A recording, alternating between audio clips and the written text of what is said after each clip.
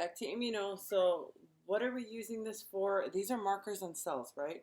We need to understand that markers on cells means that I have PAMPs and I want PERS, right? So there's markers that the receptors can bind to. What markers are these? These are found on all cells. These are found on antigen presenting cells. So what is the job of antigen presenting cell?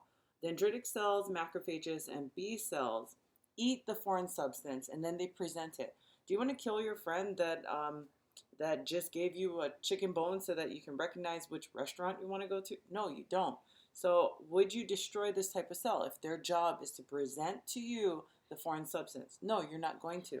What about these cells? If I have a viral infection and the virus takes over all of my, um, let's say the nucleus and all of my housing and everything that I can use to create stuff, do I want to keep this cell around? No, the cell is no longer viable, so we destroy it.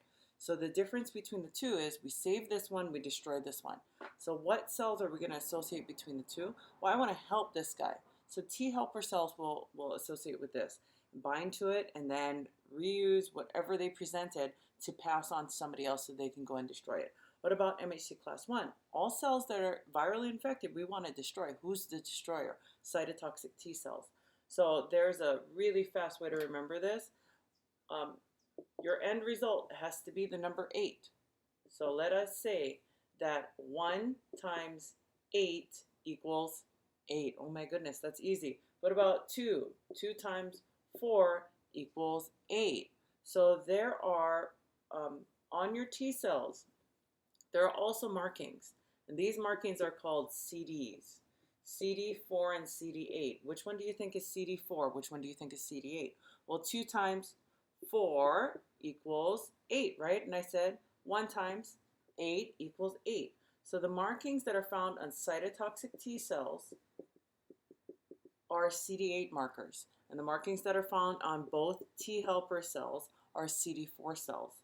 So T helper 1, T helper 2 have CD4 cells. They will bind to MHC class 2 and assist with passing on the message, right? They're presenting whatever substance it is that's foreign and coming into the body and invading it.